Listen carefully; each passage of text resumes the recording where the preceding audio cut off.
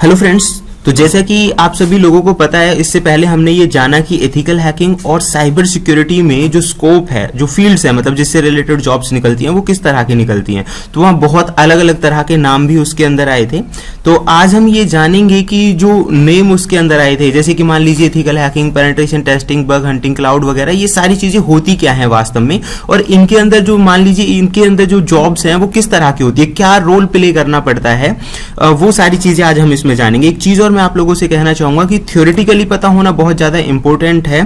Practically तो देखो पता होना ही चाहिए, लेकिन थ्योरेटिकली बहुत इंपॉर्टेंट है, तब भी हम किसी चीज को अच्छे से समझ सकते हैं। तो सब आज के इस टॉपिक में हम जानने वाले हैं अलग अलग जो दूसरी चीजें थी, जैसे कि सिक्योरिटी थ्रेट और अटैक्स क्या होते हैं, इंसिडेंट मैनेजमेंट क्या होता है, network security, threat intelligence, security architect, application security engineering, database administrators, ethical hacking, ये मतलब जो अलग अलग फील्ड हैं वास्तव में इनमें किस तरह का काम होता है। मैं फिर दोबारा से वही बात बोलूंगा कि अगर आपको ये चीजें समझ में आ गई तो आपकी जो आगे का फ्यूचर के लिए आप सोच रहे हैं कि भाई फ्यूचर है या फिर करियर बनाना है हमें साइबर सिक्योरिटी के फील्ड में, तो वो बहुत आसान हो जाएगा आपको, क्योंकि वर्क पता चल जाएगा। तो सबसे पहले मेन इंपॉर्टेंट जो चीज है वो हम समझेंगे तीन वर्ड्स को, सिक्योरिटी, थ्रेट्स और अटैक्स।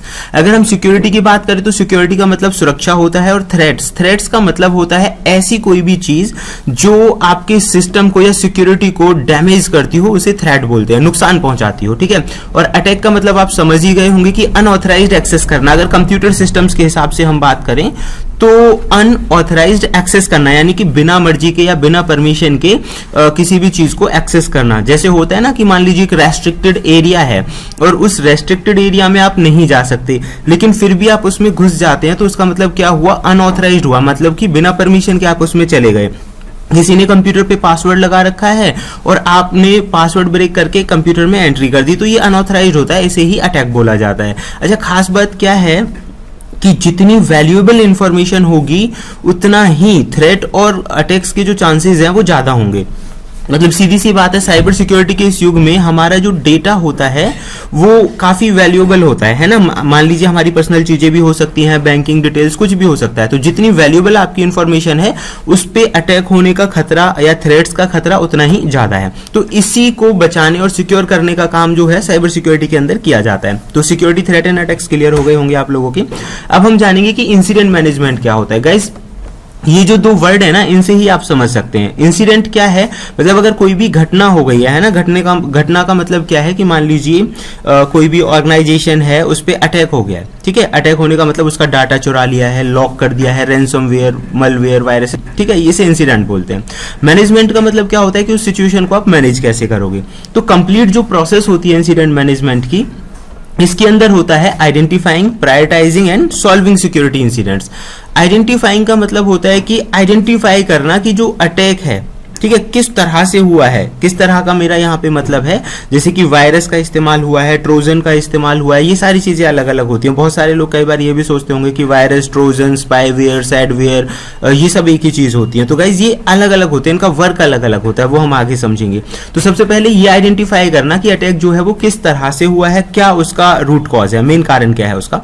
फिर सेकेंडली आता है प्रायोरिटाइजिंग। प्रायोरिटाइजिंग का मतलब होता है कि कई बार ऐसा होता है अटैक हुआ है, कोई बहुत बड़ा नहीं है, मतलब छोटा मोटा कोई वायरस आ गया, आसानी से निकल सकता है, तो ये तो बहुत छोटे लेवल का हो गया। कई बार ऐसा भी होता है कि बहुत सेंसिटिव इंफॉर्मेशन जो है वो हमारी जा सकती है, मतलब बड़े लेवल का अटैक हुआ है, तो उस हिसाब से आप उसे प्रायोरिटाइजिंग करेंगे, मतलब प्रियोरिटीज देंगे। अगर बहुत बड़े लेवल का अटैक है तो आपको क्विक एक्शंस लेने होंगे, डेटा को बचाना होगा, बहुत जल्द से जल्द अपने सारे सिस्टम्स को सिक्योर करना होगा, तो उस हिसाब से आप उन्हें कैटेगरीज दे देते हैं, जैसे कि ये टॉप लेवल का है, मीडियम है या हाई है। जैसे आपने देखा होगा कि जब वल्नरेबिलिटी या बग निकालते हैं तो हम उसमें ये देखते हैं कि क्रिटिकल बग है, हाई है, मीडियम है, उसी तरह से आप प्रायोरिटाइजिंग करेंगे उन्हें कि किस लेवल का है। तीसरा आता है सॉल्विंग, फिर उसे सॉल्व करना। तो ये कंप्लीट जो प्रोसेस है इंसिडेंट मैनेजमेंट की, इसके अंदर ये तीन स्टेप्स होते हैं, आइडेंटिफाई करना, प्रायोरिटाइज करना और उस प्रॉब्लम को सॉल्व करना। और इसका मेन जो पर्पज है वो होता है कि सिस्टम को पहले वाली कंडीशन में लेकर आना, ठीक है।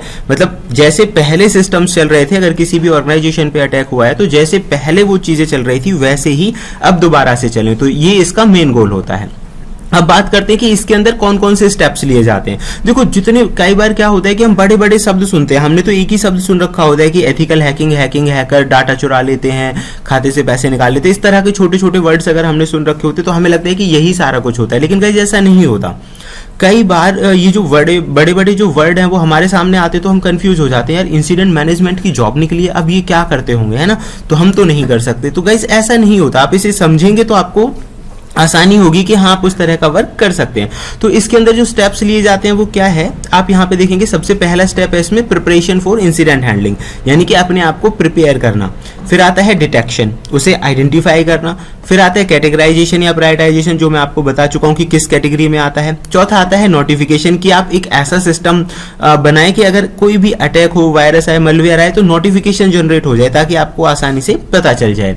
फिर पांचवा आता है कंटेनमेंट। आपने देखा होगा कोविड-19 के दौरान क्या हुआ था कि जिस व्यक्ति को लगता था कि ये इन्फेक्टेड है वायरस से, तो उसे क्वारंटाइन में कर देते थे, मतलब 14 दिन के लिए लोगों से अलग भेज देते थे ताकि बाकी लोगों को वो इन्फेक्ट ना करे। तो ऐसा ही इसमें है कंटेनमेंट, यानी कि जो सिस्टम है, जो मेन सिस्टम इफेक्ट हुआ है या सॉफ्टवेयर इफेक्ट हुआ है, उसे एक कंटेनमेंट जोन में रख देना, अलग उसे मैनेज कर देना ताकि बाकी जो सिस्टम है वो उससे इन्फेक्ट ना हो।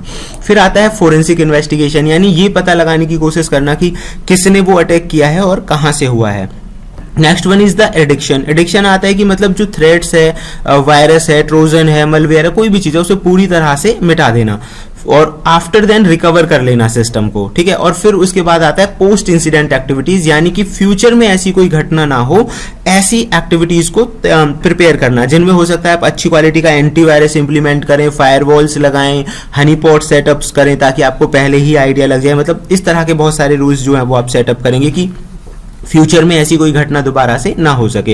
एंड नंबर 10 है इमरजेंसी रिस्पॉन्स प्लान, यानी कि इमरजेंसी में क्या होता है कि आपके पास एक सेकंड प्लान होना चाहिए कि सारे सिस्टम इफेक्टेड हो गए हैं, तो आपके पास कोई बैकअप प्लान होना चाहिए जिसके जरिए किसी भी काम पे या ऑर्गेनाइजेशन का जो वर्क चल रहा है उस पर इफेक्ट ना पड़े, ठीक है। तो ये 10 प्रोसेस होते हैं इंसिडेंट मैनेजमेंट के अंदर और यही इंसिडेंट मैनेजमेंट के अंदर का काम होता है।